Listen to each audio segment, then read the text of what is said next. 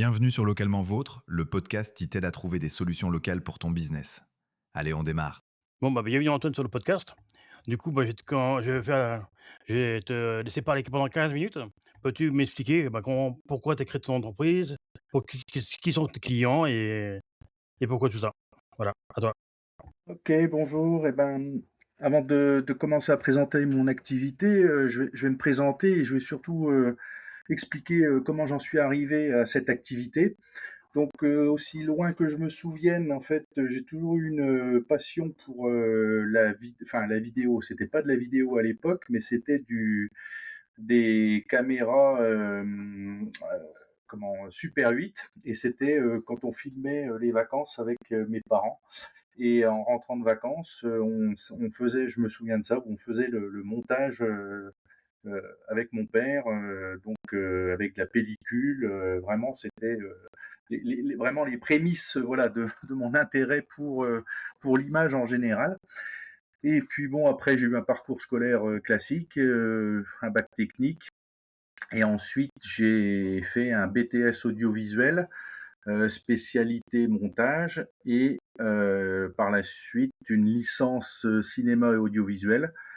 Et voilà, après j'ai eu, différentes expériences professionnelles. Alors pendant mon parcours, universitaire, un peu au sein de France 3, un peu, pour une boîte de production qui travaillait pour, Arte à l'époque, dans le sous-titrage et le doublage, de voix, doublage labial. Et puis ensuite, j'ai fait mon service militaire et j'ai eu la chance de pouvoir l'effectuer donc au sein du service, à l'époque, service pédagogique, de la gendarmerie, nationale, donc le service audiovisuel, où on réalisait des vidéos de formation pour, les gendarmes. Alors, qu'est-ce que c'était? En général, des vidéos, par exemple, pour expliquer les séances de tir et le maniement des armes, dans quel cas, ils pouvaient l'utiliser, pour la légitime défense, enfin voilà, tout ce genre de vidéos pédagogiques. Et puis après, mon service militaire, donc j'ai travaillé pendant 2 ans pour un centre multimédia sur Dijon. C'était une situation, entre l'OPEP, la mairie de Dijon et l'éducation nationale, et en fait, j'avais vocation à former, à initier, on va dire, les instituteurs à l'époque, à l'outil vidéo, pour eux et pour leurs élèves, à travers des différents petits ateliers. Et puis, à la suite de ces 2 ans, j'ai travaillé, alors après j'ai intégré une industrie, un groupe industriel, mondial, à l'échelle mondiale, fabricant de machines d'emballage sur emballage. Donc j'ai intégré le service communication, où là j'étais en charge de la prise de vue photo et vidéo de leur matériel. Pour différentes, pour les commerciaux, dans un premier temps, leur servait d'outil de prospection. Également, on avait une grosse activité de participation, aux salons, différents salons professionnels dans le monde entier. Et certaines années, on a participé jusqu'à à peu près, 30 salons par an. Donc ce qui faisait une énorme activité, hein. Ça représentait, si on retire le mois de décembre et puis l'été, ça représentait 3 à 4 salons par mois, donc activité intense de présence sur les stands. Donc c'était de l'organisation de stands, et également de promotion, de réalisation de visuels, de promotion, par l'image, réalisation de vidéos, et cetera.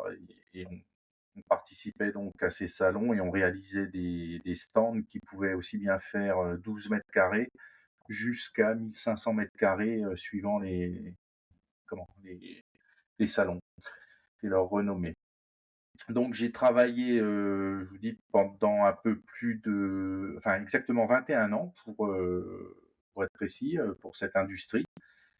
Et puis, à la suite de quoi, j'ai décidé de retourner un peu plus, à mon métier d'origine, c'est-à-dire, faire, plus uniquement de la prise de vue, de la vidéo, du montage. et ce qui m'a amené à me mettre, donc à mon compte et à créer ma petite, entreprise, donc Bourgogne Images Création.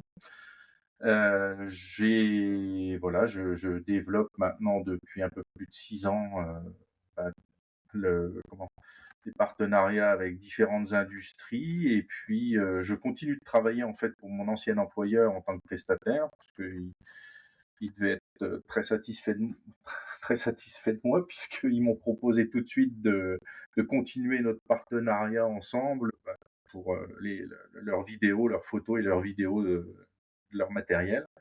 Et puis après, j'ai développé aussi l'activité de drone, puisque c'est une demande maintenant un peu récurrente sur tous les films. Bon, généralement, les clients aiment bien avoir quelques vues aériennes et donc j'ai été amené à passer mon agrément de télépilote de drone. Et puis, voilà, maintenant ça va faire donc 6 ans que je suis installé en Côte d'Or, en Bourgogne et donc voilà. Bah, c'est bien. Et du coup, pour ton activité, tu utilises quel type de drone? Des gros drones professionnels ou Al plus entrée de gamme? Ouais, alors, en ma possession 4 drones, donc c'est de la marque, DJI. Bon, c'est un peu la marque, référence, sur le marché. Alors j'ai 2 drones, qui me servent plus à faire des vues d'intérieur, et drones FPV, donc c'est les drones, un peu haute vitesse, et qui permettent des vues un peu plus, voilà, des vues un peu plus rapides et des vues donc en intérieur. Et puis j'ai 2 autres drones, ou là traditionnels qui me servent, bah, pour les vues extérieures et donc voilà quoi, pour, tout type de vues, photo ou vidéo, en extérieur. Et du coup, en extérieur, c'est des plus gros drones, professionnels ou c'est quand même des drones, Bah, c'est des drones, oui, oui, c'est des drones, bah, qui font déjà une certaine taille, un certain volume et qui résistent justement, on va pas dire aux intempéries, mais dès qu'on a un peu de vent, ce sont des drones qui sont, quand même stabilisés, et qui résistent, quand même à quelques rafales de vent. oui, c'est pas un petit Neo 2 qui est, tu Non, sais, à 40 mètres de hauteur devant quoi, sinon c'est un peu non, compliqué. non, non. Et le type de client que tu as le plus souvent, c'est quoi? C'est, et pour quel type de mission? Alors, on va dire que mes clients, principaux, tournent quand même, autour du milieu industriel de par, ben, mon expérience, précédente et mon réseau qui est quand même développé, au sein de l'industrie. J'ai acquis une expérience et des compétences pour pouvoir, filmer, les machines, alors maintenant, les normes de sécurité des machines en milieu industriel sont drastiques et donc il a fallu, user d'astuces et de petits tips pour, arriver à filmer, bah, ces machines, en fonctionnement et dans un environnement industriel assez, sécurisé, drastique. Donc voilà, on va dire, j'ai, allez, 70 de mes clients, ce sont des industries et après, je vais avoir une clientèle de domaine viticole, la région oblige. On a quand même pas mal de domaines viticoles, en Côte d'Or et puis ensuite, je travaille également pour des jeunes entrepreneurs qui veulent lancer, enfin oui, qui se lancent et qui veulent faire leur promotion sur les réseaux, qui veulent expliquer leur activité. Et puis également pour des banques, des assurances, des salles de sport, enfin un peu tout type d'entreprises qui cherchent à communiquer sur les réseaux, puisque depuis le Covid, le seul moyen de communication qui restait pour les entreprises, c'était les réseaux sociaux. Ils en ont usé, pendant toute la période du Covid et une fois qu'on a mis, le doigt dans l'engrenage, ben, il était difficile pour les entreprises de faire marche arrière. Ce qui fait que maintenant, j'ai beaucoup de demandes voilà, pour faire des vidéos pour les réseaux sociaux. Alors après, on va essayer de faire des vidéos en utilisant les pratiques du storytelling pour pouvoir fidéliser les clients, pour pouvoir fidéliser leur auditoire et donc voilà quoi. Et sinon, d'une manière plus générale, le type de vidéo que je vais faire et le type de demande aussi, c'est par exemple des vidéos bon, traditionnelles, présentation d'entreprise corporate. Ça va être des vidéos de lancement de nouveaux produits ou lancement de nouveaux services. Ça va être également des vidéos de témoignages clients. Ça, c'est des formats qui fonctionnent très bien et notamment sur les réseaux. On va avoir des vidéos, également les vidéos événementielles, c'est-à-dire les anniversaires d'entreprise, voilà, tout type d'événement, qui peut se passer dans une entreprise et aussi un format qui fonctionne plus récent et qui fonctionne, bien maintenant, ce sont les vidéos de témoignages salariés puisque maintenant c'est les entreprises qui sont obligées de se vendre et non plus les candidats et donc la véracité d'un témoignage salarié, pour un futur, candidat potentiel, a beaucoup plus de valeur, de véracité que voilà une fiche de poste qu'on va exposer, quoi. Donc les entreprises recrutent pas mal maintenant aussi, avec, l'outil vidéo. OK, et du coup, tu m'as fait penser à une question. Le drone, qu'est-ce que ça apporte de plus, par rapport à une vidéo classique, parce que dans un témoignage, forcément, c'est plus fixe, donc ça Al apporte quoi? alors le drone, on va pas l'utiliser, systématiquement dans toutes les vidéos forcément.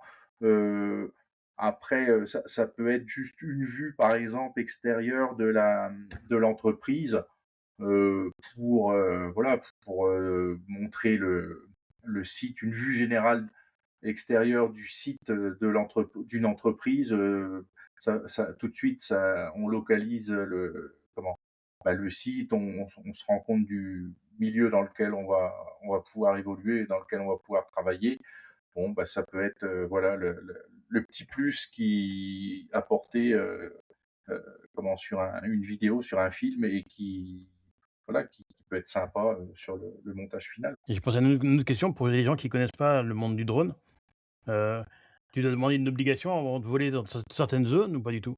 Alors oui, la législation, pour, déjà, pouvoir utiliser, les drones, il faut, passer, un examen théorique et pratique, qui s'appelle, le certificat je regarde en même temps pour avoir le nom exact.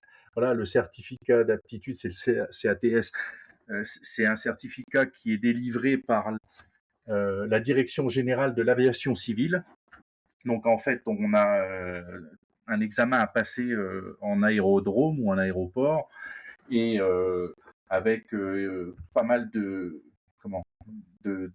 questions sur bon, la sécurité et, pour l'utilisation du drone, euh, parce que l'espace aérien est très réglementé, notamment en France et en Europe.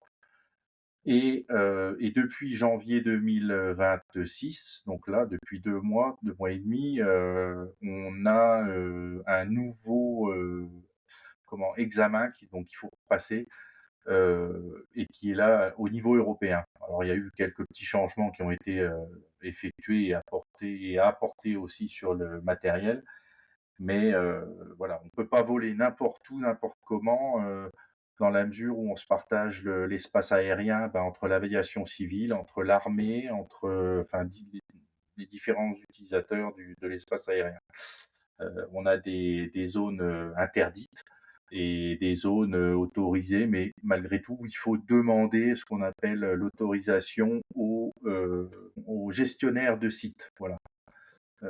Par exemple, exemple concret, si on a par exemple un héliport, comme c'est le cas sur le toit de l'hôpital de Dijon, bon, on n'a pas le droit de voler, aux alentours, voilà, il y a une distance, à respecter Et malgré tout, si on avait un vol à faire dans ces cas-là, il faut demander, justement l'autorisation donc au gestionnaire du site, donc à l'hôpital et c'est comme ça pour, également, les zones, les terrains, militaires, les casernes, les choses comme ça. On a également des des, mmh, des zones aériennes qu'on appelle les RTBA, c'est-à-dire, quand on entend passer par exemple des mirages en très basse altitude par l'armée de l'air, c'est des zones, où, il peut y avoir des essais militaires et par conséquent, le jour où vous avez à survoler cette zone, il faut demander donc une autorisation, on vous la donne ou pas en fonction s'il y a des essais, militaires, ce jour-là, dans la tranche horaire dans laquelle vous voulez, évoluer. Comme tu disais, du coup, faut peut-être expliquer aussi, c'est quoi les zones? Parce que tu as les zones rouges, jaunes, orangées, voler à la hauteur qu'on veut, quasiment. Alors, non, on peut pas voler à la hauteur qu'on veut. On a un plafond maximum de 120 mètres de hauteur, d'altitude et du coup, oui, ces différentes zones, on va dire, zone rouge, orange et cetera, vont dépendre en fait de ce que je viens d'expliquer là, si c'est des si c'est des zones à risque, voilà et en fonction de ces zones à risque, on va demander les autorisations au gestionnaire de site. On sait que, par exemple, on n'a pas le droit de survoler, par exemple, des autoroutes. Bon, après, ça reste du bon sens parce qu'on n'est jamais à l'abri d'un problème technique et donc si un drone se crache sur l'autoroute, voilà, on peut tout de suite créer un accident avec de graves conséquences. On n'a pas le droit de survoler les voies ferrées. La SNCF ne donne jamais l'autorisation parce que, pour les mêmes raisons, quoi. Si on avait un problème ou quoi que ce soit, les on va pas faire dérailler un train ou prendre le risque de faire dérailler un train juste pour faire une vue aérienne, quoi. Ouais, je vois. Et même normalement pour les moins de 250 grammes, Alors les moins il faut les normalement, il faut les enregistrer. alors les moins de 250 alors là, maintenant, là, je vous dis que la comment? La réglementation a un peu évolué, donc là, je n'ai pas vraiment le détail de ces évolutions. Pour les moins de 250 grammes, on a le droit d'évoluer avec ces drones-là, mais toujours en respectant ces différentes zones. Donc il faut quand même aller sur les sites dédiés pour connaître ces zones, hein, elles sont clairement identifiées. Et ensuite, malgré tout, il y a sur le site Alpha Tango un petit test qui permet déjà avec des questions de bon sens tout simplement, et qui permet de s'affranchir en quelque sorte de certains risques qu'on pourrait prendre si on n'avait pas connaissance de tout ça, quoi. Et, et déjà en faisant ce test-là, ça permet de se rendre compte de pas mal de choses ou de problèmes qui peuvent arriver en pilotant un drone. Et donc la législation sur le 250 grammes, en fait, voilà, du coup, on n'a pas l'obligation de passer ce qu'on appelle le certificat d'aptitude dont je vous parlais là, délivré par l'aviation civile. Ouais, je vois. Est-ce que tu peux nous parler d'un peu d'un cas client ou comment ça se passe quand tu as un client qui arrive vers toi du coup, si tu un process particulier ou pas du tout? Alors, moi, quand je suis contacté par un client, enfin, ou notamment un nouveau client une prestation de réalisation vidéo, dans un premier, j'aime bien le contact humain, donc j'essaye un maximum déjà de rencontrer physiquement le client, également pour apprendre à se connaître, identifier clairement son besoin. Hem Je suis pas dans une démarche de faire des vidéos, juste pour avoir une belle vidéo. C'est-à-dire que je pars du principe qu'une vidéo, elle doit vendre ou elle doit convaincre ou elle doit, argumenter. Enfin, il faut quand même qu'il y ait un sens, à tout ça et donc quand je rencontre le client, les premières discussions s'articulent autour de ses problématiques. Une entreprise va peut-être avoir des problématiques pour recruter, va peut-être avoir des problématiques pour fidéliser, va avoir des problématiques voilà, diverses et variées. Des fois, ça peut être de la communication interne, de la communication externe. Donc, dans tous les cas, voilà, je commence par rencontrer le client et je cherche à comprendre un peu ses problématiques. Et après, à la suite de quoi, on va plus clairement discuter donc du type de vidéo qu'on peut mettre en place. Alors ça peut être une seule vidéo, ça peut être une série de vidéos, tout dépend justement ce que l'on veut faire. Et puis il y a aussi un moment de repérage, on va dire, de l'entreprise s'il y a besoin de filmer, par exemple. Bon, là je prends par exemple une industrie. Si on doit filmer dans une industrie, on peut être confronté des fois à un manque de luminosité, à une à de la résonance, à des voilà, à différents paramètres qu'il faut anticiper et au tournage. Et donc le mieux c'est de faire un repérage dès le début pour pouvoir le jour du tournage ne pas avoir de mauvaises surprises et pallier les différents problèmes qui peuvent subvenir. Tu cherches des clients? Bonne nouvelle, eux aussi te cherchent. Rejoins dès maintenant Top Position Locale, la communauté des indépendants qui passent à l'action sur leur visibilité. Tu y trouveras des vidéos d'experts sur Google Ads, Facebook Ads, Google My Business et plus de 10 autres experts qui arrivent très bientôt. Des lives thématiques pour poser tes questions en direct et un vrai réseau de pros pour échanger, se recommander et avancer ensemble. Tout ça pour seulement 15 € par mois. Mais attention, l'offre est limitée aux 50 premiers membres fondateurs. Après ça, le tarif augmente. Tes clients te cherchent. Sois là. toppositionlocale.fr. En fait, c'est pas tellement différent qu'une entreprise, dans un autre secteur, en fait. On répond aux besoins du client, en fait. Il y a juste le repérage que toi que tu fais par rapport à d'autres métiers que moi je sais pas, par exemple, mais Ouais, et après, bon, bah, après on va, je vais proposer un premier jet, de montage, un premier montage. Et après, on va avoir des échanges avec le client, pour apporter des corrections et jusqu'à ce que le client, au final, soit complètement satisfait de la vidéo finale, quoi, du montage, final. Et tant que c'est pas fini, j'allais dire, bon, bah, voilà, enfin tant que le client n'est pas satisfait à 100, on va apporter, les corrections nécessaires. OK, je vois. Et sur ton site aussi, j'ai vu que tu es photographe, vidéaste et infographiste. Et du coup, comment tu agrémentes tout ça dans une seule offre? Tu fais te c'est quoi, comment tu Non, implantes ça? pas du tout. En général, alors bon, la photo et la vidéo, je vais avoir des demandes différentes en fait. Des clients vont vouloir simplement de la vidéo, d'autres simplement de la photo, d'autres vont vouloir les 2. Et l'infographie, c'est plus une partie que je réserve à un client historique en fait, parce que j'ai eu l'habitude de travailler l'infographie pour eux. Et voilà. Mais on va dire que le plus gros de mon activité va rester centré quand même sur la photo et la vidéo.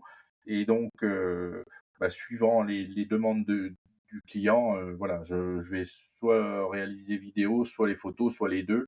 On Quand il faut, par exemple, ça va être des demandes, je pense notamment à des vidéos, enfin des prestations sur, un comment? Événementiel. Et ben, voilà, on va avoir des clients qui vont fêter leurs 20 ans d'existence. Ils vont vouloir une vidéo et également des photos sur leur événement. Voilà, ça va être le genre de prestation, où je vais faire, heu, les 2 d'un coup. Mais là, j'ai posé quelques questions par rapport aux solutions locales, voir ce que ça Ouais. t'apporte aussi. Quelle est la solution locale que tu utilises? Je vois que tu as une fiche Google My Business. Est-ce que tu as d'autres choses? Heu, J'essaye d'être, présent sur les réseaux, notamment LinkedIn, sur Instagram un peu. J'ai une page Facebook pro. Et puis sinon, je participe à quelques réseaux d'entreprises locaux. Voilà, assez régulièrement, où là, on a l'avantage de rencontrer les gens en direct et donc ça a plus de sens, à mon avis, que le Google My Business qui finalement, je pense que le Google My Business s'adresse pas mal pour des activités en B2C parce que, bon, moi, mes clients sont enfin, 99% ce sont des entreprises et je suis pas certain que les clients, enfin les entreprises se réfèrent, alors je sais pas du tout, peut-être je me trompe, mais se réfèrent à Google My Business pour choisir un prestataire. Je pense que oui, un client, lambda, qui va aller dans un restaurant, il va regarder le nombre d'étoiles ou de voilà, mais bon, en termes comment de clientèle, comment professionnelle, je suis pas convaincu, que le Google My Business fonctionne énormément. J'ai pas trop de retours et de visibilité par rapport à ça, je sais pas Mais trop. en fait, ça dépend des métiers. Par exemple, si tu prends un exemple, comme tu avais dit, le restaurant, oui, forcément. Même aussi tout ce qui est artisan, parce que, quand tu as une fuite d'eau chez toi, bah, tu cherches un Mmh. plombier à côté de chez toi. Bon, en général, tu prends un des 3 premiers et mieux noté de préférence.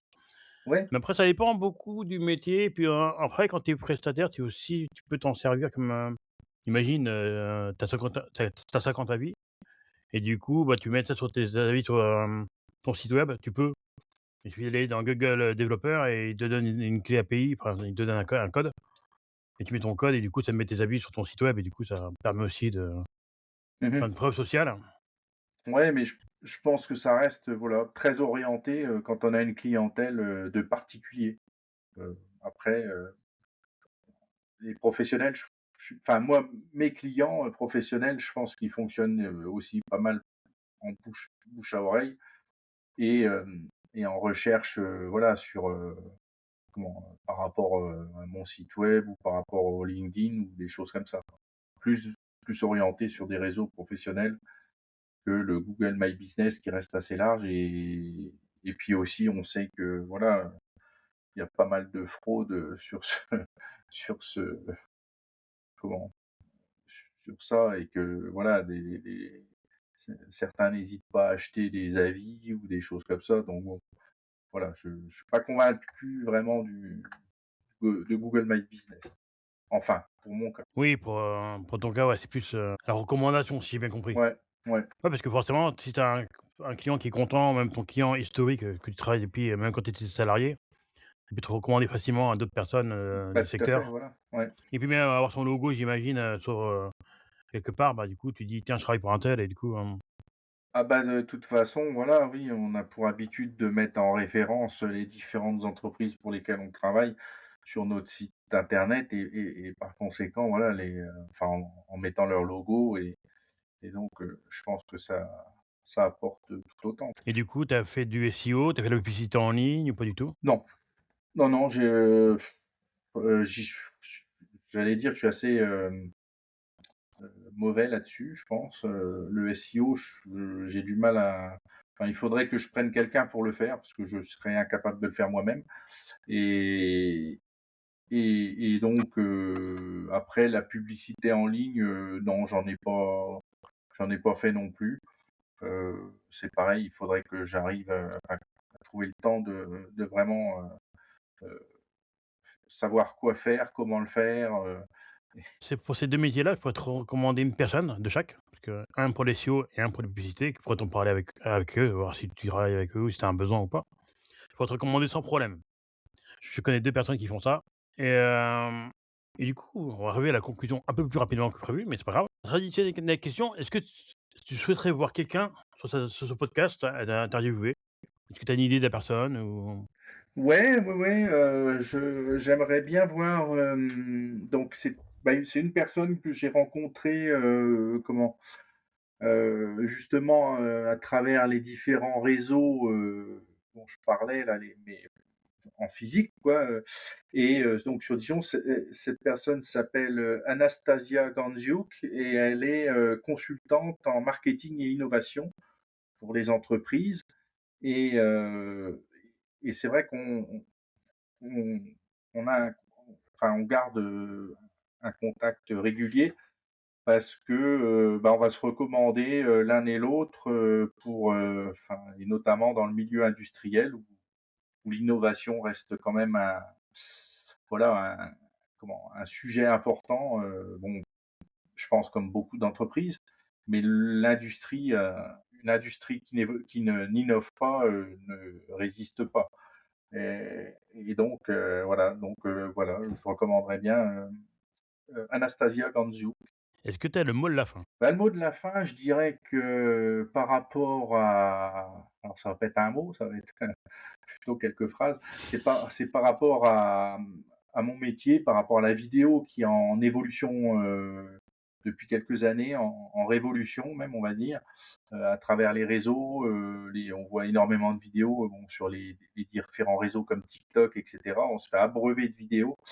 Et je pense que, et puis maintenant, en parallèle de ça, on a l'IA qui prend énormément de place. Je pense qu'il faut garder en tête de donner du sens à ce qu'on fait et notamment à ce qu'on diffuse et à ce qu'on réalise en vidéo parce que je vois énormément de contenus qui n'ont pas de sens ou aucun sens et ça devient triste.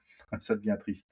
Donc voilà, si on peut leur donner du sens à tout ce que l'on fait, je pense que ça serait une bonne chose et notamment dans le milieu audiovisuel. Et du coup, tu utilises l'IA aussi ou pas trop? Oui, oui, j'utilise l'IA parce que de toute façon, l'IA, c'est un outil, il faut l'intégrer dans son process créatif parce que voilà, ça fait il faut pas se mentir, ça fait gagner du temps, ça fait gagner de l'argent, mais l'IA ne remplacera quand même pas, à mon avis, tous les métiers, de création. De toute façon, l'IA ne fera que ce qu'on lui demandera et si on n'a pas une idée de départ, si on n'a pas une idée de création créative au départ, voilà, l'IA ne va pas, ne fera pas grand-chose, quoi et l'IA ne remplacera pas non plus, la personne que l'on est. C'est-à-dire que si on veut se mettre en scène devant une caméra et parler de quelque chose, d'un sujet, l'IA ne le fera pas à notre place. Donc voilà, je pense qu'il faut garder, ça rejoint ce que je dis, de continuer de donner du sens à ce qu'on fait et donc il faut garder l'IA comme un outil et s'en servir en tant que tel, mais ne pas lui donner non plus, toute l'importance que l'on peut, actuellement, voir, à travers les médias, à travers, les réseaux et cetera, où on est en train de nous dire que l'IA révolutionne le monde. Bon, je pense qu'il faut voilà, c'est comme tout nouvel outil. C'est comme quand internet est arrivé, voilà, on pensait que ça allait, ça a révolutionné les façons de travailler et cetera, mais après il faut maîtriser l'outil et puis tout se passera bien. Merci. Attends, je vais faire une coupure, stop. Merci de ton écoute. Besoin de visibilité locale? Retrouve les solutions sur smart-marketing.fr. Tu peux retrouver les sources et les liens en description. N'hésite pas à me contacter si tu as des questions.